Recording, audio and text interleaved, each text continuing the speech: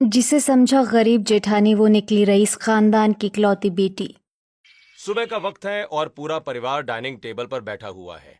छोटी बहू आराधना रसोई से गर्मा गर्म रोटियां लाकर सबको परोस रही है। वाह भाई आराधना वाह, आज तो सब्जी सचमुच बहुत अच्छी बनी है। उंगलियां चाटने का मन कर रहा है। हाँ भाभी, सचमुच आप सुबह से उठकर अकेली पूरा घर संभालती हो। पूरे परिवार का खाना पीना और सफाई अकेले देखना सच में बहुत बड़ी बात है। हाँ, लेकिन मैं आखिर कब तक इस तरह अकेली थकती रहूंगी। मुझे भी तो रसोई में कोई हाथ बटाने वाला साथी चाहिए ना। हाँ, बात तो तुम्हारी बिल्कुल सही है आराधना। भैया, अब आप जल्दी से शादी करके जेठानी जी को घर ले आओ। हाँ बेटा आकाश, मैं भी यही चाहती हूँ कि अब तेरी शादी हो जाए और घर में बड़ी बहू आए। तेरे छोटे भाई विकास की तो कब की शादी हो गई है। हाँ भैया, अब तो माँ की बात मान लीजिए। आखिर आप कब तक अपनी शादी को ऐसे ही टालते रहेंगे। माँ, तुम्हें तो सब कुछ अच्छी तरह से पता है। पिताजी के अचानक चले जाने के बाद मैंने ही इस पूरे घर को संभाला है। अब मुझे अपनी छोटी बहन सीता की शादी भी बड़े धूमधाम से करनी है। वैसे भी मुझे आज तक कोई लड़की पसंद ही नहीं आई। अच्छा, अब मैं काम पर निकलता हूँ माँ। आकाश और विकास नाश्ता करके अपने अपने काम पर चले जाते हैं। ऐसे ही शाम हो जाती है और आकाश अपनी फैक्ट्री का काम निपटाकर सड़क के किनारे पैदल ही अपने घर की तरफ वापस लौट रहा था। तभी अचानक एक कार सड़क पार करते हुए एक गरीब बूढ़े आदमी को बहुत तेजी से टक्कर मारते हुए वहाँ से निकल जाती है। बूढ़ा आदमी हवा में उछलकर सड़क पर गिर जाता है। ओए, गाड़ी रोक! ये क्या बदतमीजी है यहाँ? ठोकर मार कर भाग गई। इन रईस जादों को क्या सड़क पर चलते हुए गरीब इंसान दिखाई नहीं देते? आकाश किसी तरह उस बूढ़े आदमी को अस्पताल लेकर पहुंचता है। डॉक्टर उसका ट्रीटमेंट करने के लिए अंदर ले जाता है। आकाश बाहर खड़ा इंतजार करता है। तभी आरती वहां आकर, कैसे है अब वो ठीक तो है ना? हाँ, वो तो ठीक है, लेकिन आप कौन है? वो मेरी सहेली के पिता है। मेरी सहेली शहर से बाहर है। मुझे जैसे ही पता चला मैं यहाँ भागी चली आई। वो ठीक तो है ना? हाँ, अब ठीक है वो। एक पता नहीं कौन बेपरवाह रईस जादे ने अपनी महंगी कार से उनको बहुत बुरी तरह से ठोकर मार दी। अमीर लोग होते ही ऐसे हैं। मुझे तो इन अमीर लोगों से सख्त नफरत है। नफरत? पर सभी अमीर एक जैसे तो नहीं होते ना। शायद उसकी कोई मजबूरी रही होगी। कोई मजबूरी नहीं होती इनकी। ये अमीर लोग कभी गरीबों को इंसान समझते ही नहीं है। आरती आकाश की तरफ एक टक बिना पलक झपकाए देखती रह जाती है। उसे देखकर आकाश, अरे सॉरी, मैं सचमुच भूल ही गया था कि मैं आपके सामने ये क्या बोल रहा हूँ। मैं एकदम से अपना आपा खो बैठा था और बस। कोई बात नहीं, मैं आपकी भावनाओं को अच्छी तरह समझ सकती हूँ। इसके बाद दोनों एक बेंच पर बैठ जाते हैं। काफी देर तक वो दोनों वहां बैठकर एक दूसरे से बातें करते हैं। तभी ऑपरेशन थिएटर का दरवाजा खुलता है और डॉक्टर बाहर आता है। आकाश डॉक्टर से, डॉक्टर साहब, अब वो कैसे हैं? देखिए, चिंता की कोई बात नहीं है, मरीज अब बिल्कुल ठीक है। डॉक्टर ये कहकर चले जाते हैं। तब आरती, आकाश, आपका बहुत बहुत धन्यवाद। और हाँ, मैंने उनके घर वालों को भी इन्फॉर्म कर दिया है। वैसे आपने अस्पताल में इलाज का सारा खर्चा खुद ही अपनी जेब से उठाया है। मुझे बताइए कि कुल कितने पैसे हुए हैं? अरे कोई बात नहीं, उस वक्त मेरे पास जितने पैसे थे मैंने काउंटर पर दे दिए हैं। आप प्लीज मुझे बताइए, मैं आपके पैसे रिटर्न कर दूंगी। अच्छा बाबा, ठीक है, आप जिद कर रही हैं तो ये लीजिए मेरा फोन नंबर। आप इस पर मुझे पैसे ट्रांसफर कर दीजिएगा, ओके? बातें करने के बाद दोनों अपने अपने रास्ते निकल जाते हैं।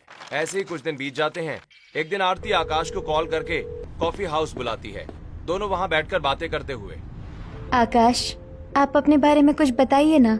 मेरे पिताजी बहुत पहले ही हमें छोड़कर चले गए थे। उनके जाने के बाद मैंने ही पूरे घर को संभाला है। अपने छोटे भाई विकास की शादी करवा दी। अब बस अपनी छोटी बहन सीता की शादी करवाना बाकी है। आपने अभी तक शादी क्यों नहीं की? क्योंकि मेरे टाइप की कोई लड़की मुझे आज तक मिली ही नहीं। अच्छा, तो आपको आखिर कैसी लड़की चाहिए? मुझे एक ऐसी लड़की चाहिए जो गरीब हो और जो मेरी गरीबी को अच्छी तरह समझ सके, जो पैसों के पीछे ना भागे और मेरी भावनाओं को समझ सके। खैर, तुमने तो मेरे बारे में सब कुछ पूछ लिया। अब तुम भी तो कुछ अपने बारे में बताओ। मैं एक अनाथ लड़की हूँ। इस पूरी दुनिया में मेरा अपना कहने वाला कोई भी नहीं है। एक छोटे से किराए के कमरे में अकेली रहती हूँ। दिन भर मेहनत करके कमाती हूँ और खुद को पालती हूँ। बचपन से ही मेरे माता पिता मुझे छोड़कर चले गए थे। वो दोनों भी बहुत गरीब थे। मेरे लिए पीछे कुछ छोड़कर नहीं गए। मैं तुम्हारी इस गरीबी को बहुत अच्छे से समझ सकता हूँ। आखिरकार हम दोनों एक जैसे ही तो हैं। दोनों कॉफी हाउस से बाहर निकलते हैं और अपने अपने घर की राह ले लेते हैं। धीरे धीरे दोनों की मुलाकातें बढ़ने लगती हैं और दोनों को प्यार हो जाता है। एक दिन आकाश मंदिर में आरती से शादी कर लेता है और उसे लेकर घर आ जाता है। सारा परिवार आकाश और आरती को देखकर चौंक जाता है। उसे देखकर सविता, आकाश, ये कौन है? आकाश अपने परिवार को सारी बातें बता देता है। सारी बातें सुनकर सविता खुश होते हुए, आरती बहू, आज तुम भी हमारे परिवार का हिस्सा हो। हाँ जेठानी जी, हमें तो ना जाने कब से आकाश भैया की दुल्हन का इंतजार था। भैया तो सचमुच बहुत किस्मत वाले हैं जो उन्हें आप जैसी पत्नी मिली। जेठानी जी आइए मेरे साथ, मैं आपको आपका कमरा दिखा देती हूँ। आराधना आरती का हाथ पकड़कर उसे कमरे की तरफ ले जाती है। आरती अपने कमरे में जाकर आराम करती है। अगले दिन आराधना आरती को खाना बनाना सिखाती है। दोनों मिलकर सभी लोगों के लिए खाना परोसते हैं। परिवार के सभी लोग खाना खाकर नई बहू के खाने की तारीफ करते हैं। ऐसे ही कुछ दिन बीत जाते हैं और एक दिन सीता अपने कमरे में आईने के सामने खड़ी होकर रो रही है। तभी आरती वहाँ आकर, सीता, क्या हुआ? तुम इस तरह आईने के सामने खड़े होकर रो क्यों रही हो? भाभी, मेरी सहेली का आज जन्मदिन है और उसने मुझे अपनी पार्टी में बुलाया है। ये तो बहुत खुशी की बात है, इसमें रोने जैसी क्या बात है? भाभी, मेरी सारी सहेलियां बहुत अमीर घरों से हैं। वो सब पार्टी में बहुत महंगे और डिजाइनर कपड़े पहन कर आएंगी। मेरे पास तो एक भी नया सूट नहीं है, इसलिए मैं नहीं जाऊंगी। आरती को सीता की बात सुनकर बहुत दुख होता है। शाम को आरती बाजार की तरफ जाती है। बाजार से वापस आकर आरती एक गाउन सीता को देते हुए, ये लो सीता, इसे पहन कर देखो, ये बहुत ही स्पेशल ड्रेस है। मुझे पूरा यकीन है कि ये तुम पर बहुत ही ज्यादा खिलेगा। तुम इसे आज की पार्टी में पहनो। वाह भाभी, ये ड्रेस तो सचमुच बहुत ही ज्यादा खूबसूरत है। मैंने ऐसा डिजाइन सिर्फ टीवी पर और बड़े बड़े शोरूम्स में ही देखा है, लेकिन इतना महंगा गाउन आपके पास कहाँ से आया? अरे, मेरी एक बहुत अमीर दोस्त है और उसकी लॉन्ड्री है, मैं उसी से मांग कर लाती हूँ। तुम इसे पहनो, तुम पर ये बहुत अच्छा लगेगा। थोड़ी देर में सीता वो डिजाइनर ड्रेस पहनकर बाहर आती है। तभी आराधना भी वहाँ आ जाती है। अरे वाह, तुम तो बिल्कुल किसी राजकुमारी जैसी लग रही हो। आराधना, देखो हमारी सीता इस ड्रेस में कितनी प्यारी लग रही है ना? हाँ, लग तो अच्छी रही है, लेकिन जेठानी जी, ये ड्रेस तो बहुत ही ज्यादा महंगी लग रही है। ये आई कहाँ से? मैंने बताया ना आराधना, मेरी एक अमीर सहेली की लॉन्ड्री है, मैं उसी से मांग कर लाई हूँ। अच्छा, आपकी सहेली तो बहुत ही ज्यादा दरिया दिल लगती है, जो इतनी कीमती चीजें आपको ऐसे दे देती है। हमारे नसीब में तो ऐसी कोई सहेली नहीं है। नहीं आराधना, वो बचपन की दोस्त है, इसीलिए वो मेरी मदद करती रहती है। इसमें इतना सोचने वाली कोई बात नहीं है। अब सीता घर से निकलती और पार्टी में पहुंचती है, जहां बर्थडे पार्टी चल रही है। चारों तरफ गुब्बारे और लाइट्स लगी हैं। रीमा और उसकी बाकी सहेलियां सीता को देखकर हैरान होते हुए, वाओ सीता, तुमने कितना सुंदर ड्रेस पहना है। ये तो मनीष मल्होत्रा का डिजाइन किया हुआ लेटेस्ट कलेक्शन का ड्रेस है ना? हाँ सीता, तू तो आज बहुत ही ज्यादा सुंदर और रॉयल लग रही है। इस ड्रेस की कीमत तो लाखों में होगी। तूने ये ड्रेस कहाँ से खरीदी, हमें भी बता। दरअसल ये ड्रेस मेरी भाभी ने मुझे गिफ्ट किया है। तेरी भाभी? लेकिन सीता, तूने तो कहा था कि तेरे बड़े भैया की शादी जिससे हुई है वो बहुत गरीब और अनाथ लड़की है, फिर उसके पास ये ड्रेस कहाँ से आई? मेरी भाभी की फ्रेंड बहुत ही ज्यादा अमीर है, वो हमेशा मेरी भाभी को ऐसे कपड़े देती रहती है। यार, तेरी भाभी की किस्मत तो बहुत अच्छी है जो उनके पास ऐसी दोस्त हैं। सीता, मेरे साथ स्टेज पर चल और तू ही मेरे साथ केक काट। रीमा सीता का हाथ पकड़कर उसे केक काटने वाली टेबल की तरफ ले जाती है। सभी सहेलियां तालियां बजाती हैं। सीता केक कटवाती है और रीमा उसे सबसे पहले केक खिलाती है। सीता, इधर आओ, मैं तुम्हें अपने कुछ और दोस्तों से मिलवाती हूँ। वो सब भी तुम्हारी इस ड्रेस की बहुत तारीफ कर रहे हैं, चलो हमारे साथ। सीता पूरी पार्टी में आकर्षण का केंद्र बनी हुई थी और हर कोई उसके कपड़ों की तारीफ कर रहा था। सीता के चेहरे पर गर्व और खुशी साफ दिखाई दे रही थी। रात के समय सीता पार्टी से वापस घर लौटकर सीधे आरती के कमरे में जाती है, जहां आरती और आराधना दोनों बैठी हुई हैं। सीता आरती से, भाभी, आज रीमा और बाकी सब लड़कियां मुझे देखकर कैसे दंग रह गई। वो सब मुझसे पूछ रही थी कि ये ड्रेस कहाँ से आई। रीमा तो खुद आगे बढ़कर मुझसे केक कटवा रही थी और मुझे पूरी पार्टी में सब लोगों से मिलवा रही थी। सीता हंसते हंसते सब बता रही होती है कि अचानक उसकी आंखों में आंसू आ जाते हैं और वो चुप हो जाती है। सीता, क्या हुआ? अभी तो तुम इतनी खुश थी, फिर अचानक तुम्हारी आंखों में आंसू क्यों आ गए? भाभी, आज जब सब मेरी तारीफ कर रहे थे तो मुझे मेरी पुरानी कॉलेज की पार्टियां याद आ गई, जहाँ मैं पुराने कपड़े पहन कर गई थी। अरे देखो, सीता आ गई। इसके कपड़े देखो, ऐसा लग रहा है जैसे किसी पुराने बक्से से निकाल कर पहनाई हो। सही कहा रीमा, सीता तेरे कपड़े बहुत महंगे लगते हैं। क्या इसे मनीष मल्होत्रा ने डिजाइन किया है? मनीष मल्होत्रा तो बहुत दूर की बात है रीमा। इसकी औकात तो हमारे पड़ोस के मामूली टेलर से भी कपड़े डिजाइन करवाने की नहीं है। पता नहीं कहाँ से ऐसे कपड़े उठा लाती है। यार सीता, तुझे तो बहुत शर्म आती होगी ना, हम जैसे अमीर और हाई फाई लोगों के बीच में रहते हुए और हमारे साथ उठते बैठते हुए। तुम लोग मेरी इतनी बेइज्जती क्यों कर रही हो? मैंने तुम्हारा क्या बिगाड़ा है? भगवान ने चाहा तो देखना, एक दिन मैं भी मनीष मल्होत्रा का डिजाइन किया हुआ ड्रेस पहनकर दिखाऊंगी। सीता की बात सुनकर उसकी सहेलियां और ज्यादा ठहाके लगाकर हंसने लगती हैं। सीता रोते हुए वहाँ से भाग जाती है। सीता, तुम अब उन पुरानी बातों को याद करके अपना मन बिल्कुल भी छोटा मत करो। उनको जो बोलना है बोलने दो, तुम अपना दिल दुखी क्यों करती हो? हाँ सीता, जेठानी जी बिल्कुल सही कह रही है। आज तो तुमने उन सबको करारा जवाब दे ही दिया ना। अब रोना बंद करो और जाकर कपड़े चेंज कर लो। सीता अपने आंसू पोंछती है और मुस्कुराते हुए अपने कमरे में चली जाती है, लेकिन आराधना वहाँ बैठकर मन ही मन। इतनी सी बात पे सीता ने जेठानी जी को इतना बड़ा रिस्पांस दे दिया। सिर्फ एक ड्रेस क्या लाकर दे दी, उनकी तारीफ के कसीदे पढ़ने लगी। ऐसे ही कुछ दिन और बीत जाते हैं। एक दिन आराधना झाड़ू लगाते हुए आरती के कमरे के अंदर पहुंचती है। बेड के नीचे सफाई करते वक्त उसका हाथ किसी चीज से टकरा जाता है। आराधना झुककर उस डिब्बे को बाहर निकालकर खोलती है। उसके अंदर एक कीमती स्मार्ट वॉच दिखाई देती है। आराधना उसे ऑन करके देखते हुए अपने आप से, ये तो रडार की ओरिजिनल वॉच है।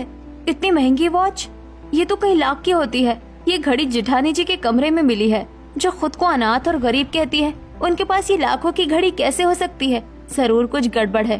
तभी कमरे के दरवाजे पर आरती आ जाती है। आरती आराधना से, जेठानी जी, आपके कमरे से ये रडार की वॉच मिली है। अरे हाँ, ये घड़ी तो मेरी ही है। मैं इसे काफी दिनों से पूरे घर में ढूंढ रही थी।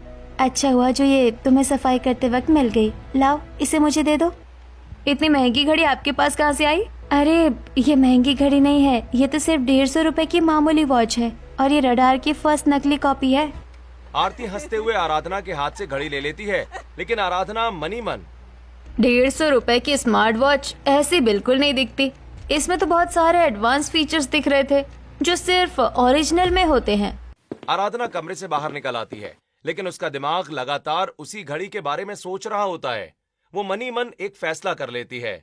जेठानी जी बहुत सफाई में झूठ बोल रही हैं। मुझे हर हाल में पता लगाना पड़ेगा कि इस घड़ी और उसके गरीब होने का असली राज क्या है। उसी दिन से आराधना आरती पर हर वक्त नजर रखने लगती है। ऐसे ही कुछ दिन बीत जाते हैं। एक दिन विकास अपनी माँ से, माँ, मेरे कॉलेज के कुछ पुराने दोस्त शहर आए हुए हैं और वो सब हमारे घर पर आना चाहते हैं, लेकिन मैं समझ नहीं पा रहा हूँ कि उनको घर पर कैसे बुलाऊं। क्यों बेटा, इसमें इतना सोचने वाली क्या बात है? वो तुम्हारे दोस्त है, उनका हमारे घर पर पूरा हक है। तुम उन्हें खुशी खुशी बुला लो। माँ, मेरे दोस्त आज तक कभी हमारे घर पर नहीं आए हैं। अगर वो इस बार आएंगे तो हम उनको क्या खिलाएंगे? अच्छा खाना खिलाने के लिए तो हमारी हैसियत ही नहीं है। हाँ बेटा, बात तो तुम्हारी भी बिल्कुल सही है। घर की हालत ठीक नहीं चल रही है। राशन भी घर में बहुत थोड़ा सा ही बचा हुआ है। जाने दो माँ, मैं अपने दोस्तों को फोन करके मना कर देता हूँ। लेकिन छोटे, अगर तूने अपने दोस्तों को इस तरह से मना किया तो उनके सामने तेरी बहुत बड़ी बेइज्जती हो जाएगी ना। वो लोग तो हमेशा तुझे अपने घर बुलाते हैं। हाँ भैया, लेकिन क्या करूँ, गरीबी के आगे इंसान मजबूर हो जाता है ना।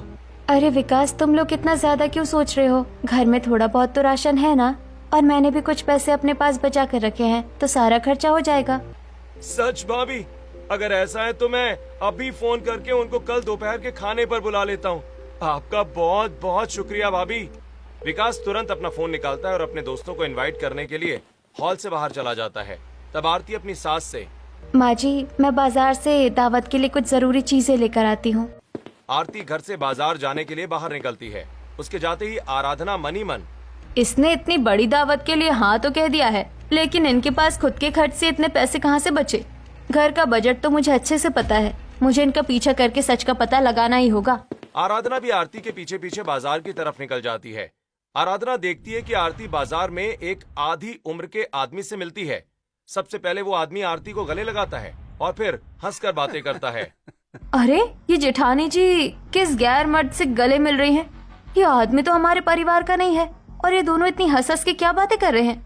वो आदमी अपनी जेब से एक बड़ा सा लिफाफा निकालता है जिसके अंदर नोटों की मोटी गड्डी साफ दिखाई दे रही है। वो मोटी नोटों की गड्डी आरती के हाथ में थमा देता है। फिर वो आदमी अपनी महंगी कार में बैठकर वहाँ से रवाना हो जाता है। आरती पैसे लेकर दुकान की तरफ बढ़ती है। अच्छा, तो ये बात है। लगता है जेठानी जी का इस बूढ़े आदमी से कोई चक्कर चल रहा है और उसी से पैसे लेकर ये घर में सब कुछ खरीदती है और महान बनती है। आराधना वापस अपने घर आ जाती है। थोड़ी देर के बाद आरती हाथ में भारी भारी थैले लिए घर के अंदर आती है, सारा सामान टेबल पर रखते हुए। माँ जी देखिए, मैं दावत का सारा सामान बाजार से ले आई हूँ। देवरानी जी आप भी आइए। वाह भाभी, काजू किशमिश, इतने सारे पनीर और खोआ, ये सब इतना कुछ आप इतनी जल्दी कहाँ से ले आई? हमारे घर में तो इतने दिनों बाद ऐसा सामान आया है। हाँ आरती बहू, ये सारा सामान तो बहुत ही ज्यादा महंगा और बढ़िया क्वालिटी का लग रहा है। तुम्हारे पास इसके लिए इतने पैसे कहाँ से आए? माँ जी, जब मैं पहले झोपड़पट्टी वाले इलाके में रहती थी ना, तो वहाँ मेरी एक जान पहचान की बड़ी दुकान थी। मैं वहाँ पर पहले कभी काम किया करती थी, तो उन्होंने ये सब कम दाम में दे दिया। कितनी बड़ी झूठी है ये जेठानी। अपना वो गंदा चक्कर छुपाने के लिए पूरे परिवार के सामने कैसा मनगढ़ंत बहाना बना रही हैं। दोनों बहुएं रसोई में जाकर मेहमानों के लिए खाना बनाती हैं।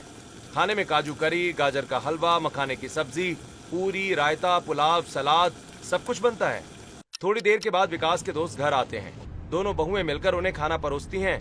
सभी लोग खाना खाकर खाने की बहुत तारीफ करते हैं। खाना खाकर मेहमान चले जाते हैं। पूरा परिवार मेहमानों को विदा करके आराम करने के लिए अपने अपने कमरों में चला जाता है। अपने कमरे में बैठकर आकाश आरती से, आरती तुम कितनी अच्छी हो यार।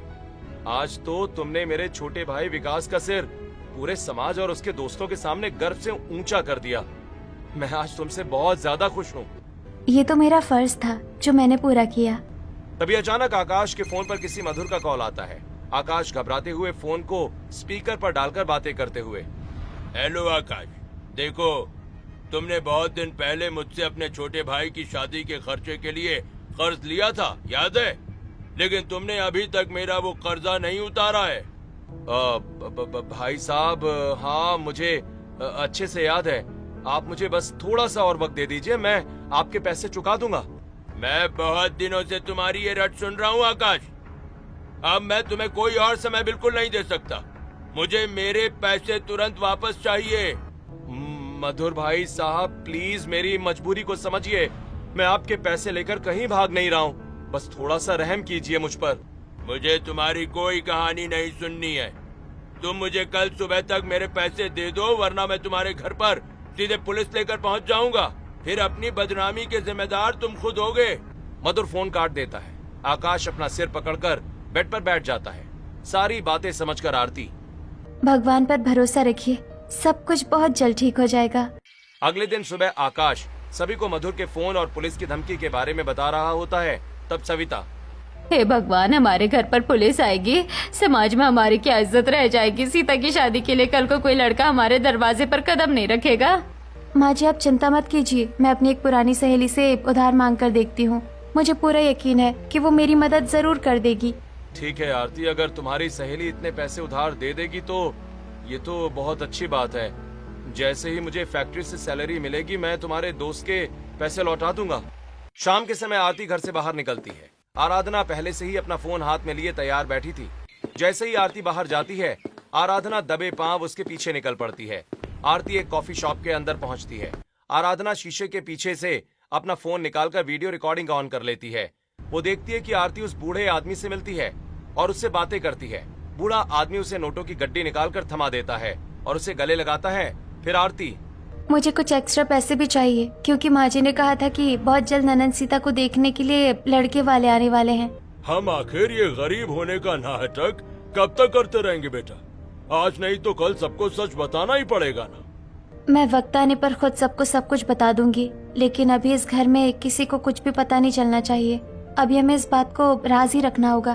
ठीक है, जैसी तुम्हारी मर्जी। जब भी तुम्हें पैसों की जरूरत पड़े तुम घबराया मत करो और मुझे तुरंत कॉल कर दिया करो, ओके? हाँ ठीक है चाचा जी, मैं आपको ही तो कॉल करती हूँ। आपकी सिवा इस दुनिया में है ही कौन मेरा, जिस पर मैं इतना भरोसा कर सकूं। बूढ़ा आदमी कॉफी शॉप से बाहर निकलकर अपनी आलीशान कार में बैठकर चला जाता है। आराधना पूरी बात और वीडियो रिकॉर्ड करके अपने आप से, जेठानी जी शराफत की आड़ में इतना बड़ा गेम खेल रही हैं और पूरे घर से छुपा भी रही है कि उनका इस उम्रराज आदमी के साथ अफेयर चल रहा है। आराधना वापस घर आ जाती है। शाम को आकाश जब फैक्ट्री से घर लौटता है तो आरती उसके हाथ में 50,000 रुपए रखकर, ये लीजिए पैसे, मेरी सहेली ने दे दिए हैं। और माँ जी, मैंने उससे कुछ एक्स्ट्रा पैसे भी मांग लिए हैं, क्योंकि आपने कहा था ना कि सीता को देखने वाले लड़के वाले आ रहे हैं। हाँ बेटा, तुमने बहुत अच्छा किया। हमारी सीता के भाग्य खुल गए। जो तुम जैसी लक्ष्मी इस घर में बड़ी बहू बनकर आई, तुमने हमारे घर की लाज बचा ली। अगले कुछ दिनों में सीता को देखने के लिए लड़के वाले उनके घर आते हैं। आरती और आराधना मेहमानों की खातिरदारी की तैयारियों में लगी होती हैं। तभी सुधीर के पिताजी, भाई हमें तो आपकी लड़की बहुत पसंद है। हमें दहेज नहीं चाहिए, लेकिन मेहमानों की आव भगत बहुत अच्छी होनी चाहिए। आप खाने पीने का सारा इंतजाम किसी बड़े लॉन में ही करिएगा। भाई साहब, खाने का इंतजाम बड़े लॉन में?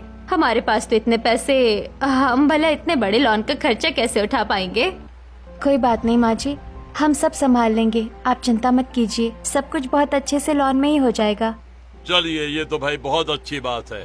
तो फिर हम शादी की बात पक्का समझते हैं और हम चलते हैं। नमस्ते।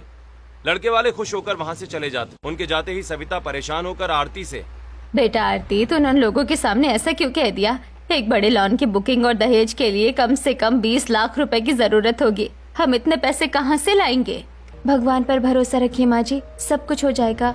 मेरी कुछ अमीर सहेलियाँ हैं, मैं उन सब से मिलकर कुछ चंदा मांग लूंगी, वहाँ से पैसों का इंतजाम हो जाएगा। बेटा, मैं तो बचपन से ही चाहती थी कि मेरी बेटी की शादी किसी बड़े आलीशान लॉन में हो। मैं अपनी बेटी को विदाई में गाड़ी और खूब सारा दहेज दूं, पर हमारी हैसियत ऐसी नहीं थी। माँ जी, आपकी ये तमन्ना बहुत जल्दी पूरी होगी। आप बस अपनी बेटी की शादी की खुशियाँ मनाइए, पैसों की फिक्र मुझ पर छोड़ दीजिए। मुझे बहुत अच्छे से पता है कि ये पैसे कहाँ से आएंगे, अपनी उसी बॉयफ्रेंड से।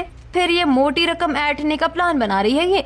अगले दिन दोपहर को आरती तैयार होकर कमरे से बाहर आती है और सविता से, माँ जी, मैं अपनी सहेली से पैसे लेने बाजार जा रही हूँ। माँ जी चलिए ना, हमें भी तो बाजार में सीता की शादी की शॉपिंग करनी है। हम भी जेठानी जी के साथ चलते हैं। अगर ये लोग आज मेरे साथ बाजार गए तो मेरा सारा राज सबके सामने खुल जाएगा। अरे माँ जी, पहले अपनी सहेली को फोन करके पूछ लेती हूँ कि वो घर पर है या नहीं।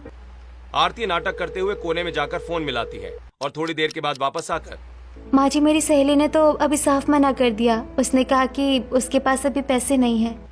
कैसे झूठ बोलकर बच रही है? तुम अकेले छुपकर कहाँ से पैसे लेकर आती हो? मैं तुम्हें कभी अकेले जाने ही नहीं दूंगी। भैया, अब तो हमारे पास सिर्फ एक ही रास्ता बचा है। हमारी बहन की शादी का सवाल है, हम इस पुश्तैनी घर को बैंक में गिरवी रख देते हैं।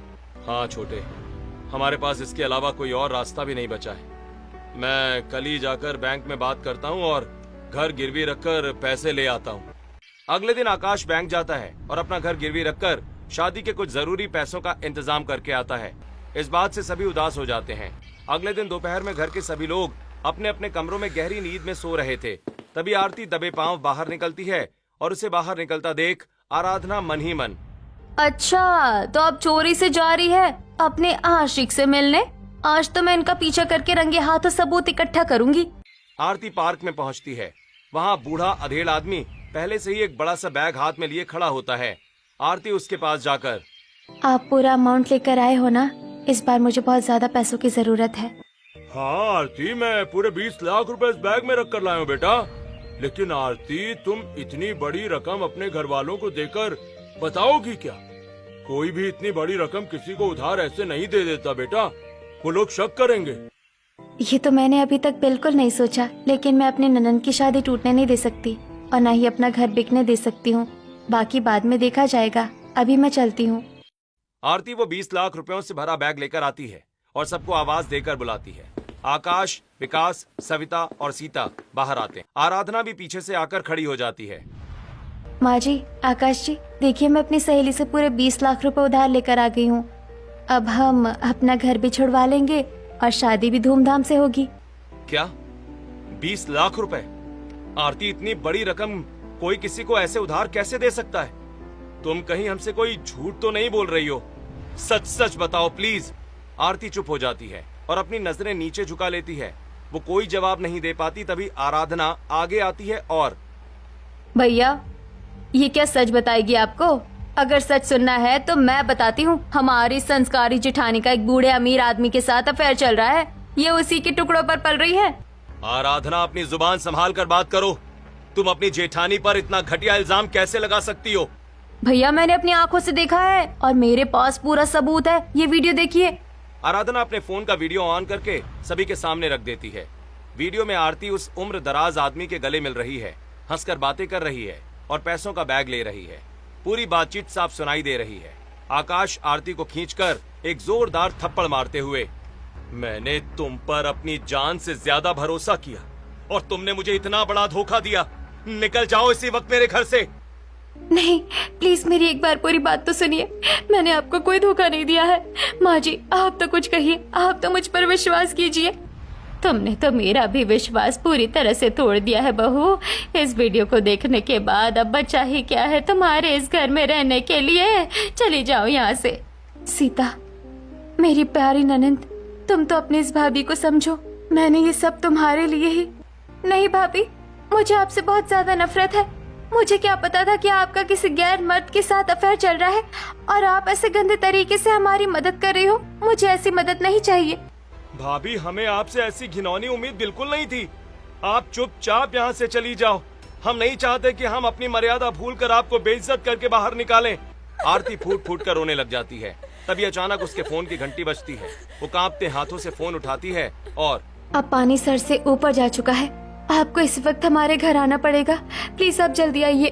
थोड़ी ही देर बाद घर के दरवाजे पर कई कारें आकर रुकती हैं और उम्र दराज आदमी कार से उतरकर घर के अंदर आता है।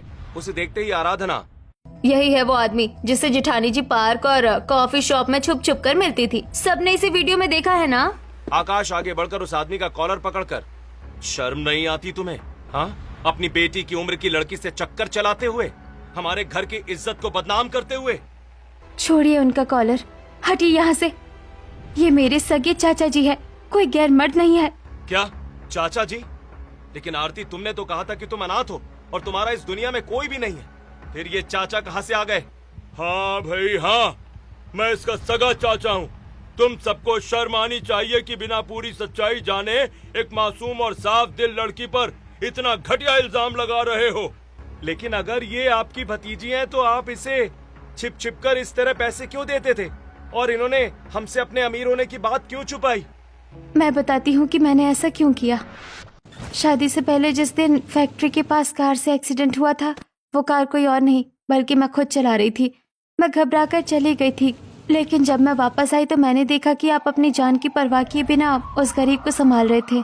मुझे आपसे पहली नजर में प्यार हो गया, लेकिन जब मैंने अस्पताल में आपसे बात की तो मुझे पता चला कि आप अमीर लड़कियों से सख्त नफरत करते हैं। इसीलिए घर आकर मैं चाचा जी को सारी बातें बताई। चाचा जी, मैं उस लड़के से ही शादी करना चाहती हूँ। आज तक मुझे जो भी लड़का मिला उसने मेरी दौलत देखकर मुझसे शादी करनी चाहिए, लेकिन ये पहला लड़का है जो अमीर लड़कियों के घमंड से नफरत करता है कि मुझे हमेशा खुश रखेगा। लेकिन बेटा, तू तो सिंघानिया इंडस्ट्री की अकेली मालकिन, एक करोड़पति लड़की है। फिर भला वो तुझसे शादी क्यों करेगा? चाचा जी, मुझे आकाश का प्यार पाने के लिए गरीब और अनाथ लड़की होने की एक्टिंग करनी पड़ेगी। ठीक है बेटा, अगर तेरी खुशी इसी में है तो मैं भी खुश हूँ। आरती की ये सच्चाई सुनते ही पूरे घर के पैरों तले जमीन खिसक जाती है। आकाश का सिर शर्म से झुक जाता है। जेठानी जी, मुझे माफ कर दीजिए, ये सब मेरी ही गलती है। मुझे पहले आपसे पूरी तरह कंफर्म करनी चाहिए थी, लेकिन मैंने शक के चक्कर में पूरे परिवार को गुमराह किया। मुझे माफ कर दीजिए। आरती, मुझे अपनी इस हरकत पर बहुत ज्यादा अफसोस है यार। मैंने बिना सोचे समझे तुम पर हाथ उठा दिया। मैं तुम्हारी सच्ची मोहब्बत के काबिल ही नहीं हूँ। मुझे माफ कर दो। बेटा आरती, हम सब गुनहगार है तुम्हारे। तुमने हमारे घर को बचाने के लिए इतना बड़ा त्याग किया और हमने तुम्हें बदचलन कह दिया। हमें माफ कर दो बहू। कोई बात नहीं माँ जी, आप सब मेरे अपने हैं। अपनों से कैसी नाराजगी। सुबह का भूला अगर शाम को घर लौट आए तो उसे भूला नहीं कहते। तभी सविता के फोन पर सीता के होने वाले ससुराल वालों का फोन आता है। हेलो समधन जी, हमारे यहाँ शादी की सारी तैयारियाँ पूरी हो चुकी हैं। बारात लेकर हम कल सुबह आपके बताए हुए लॉन में पहुँच रहे हैं। आरती अपनी सास के हाथ से फोन लेते हुए, अब बारात आप वहाँ नहीं बल्कि शहर की सबसे आलीशान बंगले सिंघानिया हाउस में लेकर आइए। आरती पूरे परिवार को साथ लेकर शहर के सबसे महंगे और आलीशान सिंघानिया विला पहुंचती है। बहुत बड़ा बंगला देखकर सविता, आराधना और सीता की आंखें फटी की फटी रह जाती हैं। आरती सिंघानिया खानदान की इकलौती करोड़पति वारिस है। घर के बाहर कई महंगी कारें खड़ी हैं। बहू, आरती, ये इतना बड़ा बंगला तुम्हारा है? तुमने तो मेरी जिंदगी की सबसे बड़ी तमन्ना पूरी कर दी। मुझे तो अभी भी यकीन नहीं हो रहा है कि मैं किसी महल में खड़ी हूँ। अगले दिन सीता की शादी बहुत ही ज्यादा धूमधाम और शाही अंदाज में सिंघानिया विला से संपन्न होती है। आरती अपनी ननद को विदाई में कालीशान चमचमाती कार और खूब सारा दहेज देती है। सीता, हमेशा खुश रहना। इस भाभी का आशीर्वाद हमेशा तुम्हारे साथ है। सीता रोते हुए अपनी बड़ी भाभी आरती के गले लग जाती है। पूरा परिवार खुशियों के आंसुओं के साथ मुस्कुराता है। आरती और आकाश एक दूसरे का हाथ थाम लेते हैं और इस खूबसूरत मोड़ पर हमारी ये कहानी यहीं पर समाप्त हो जाती है।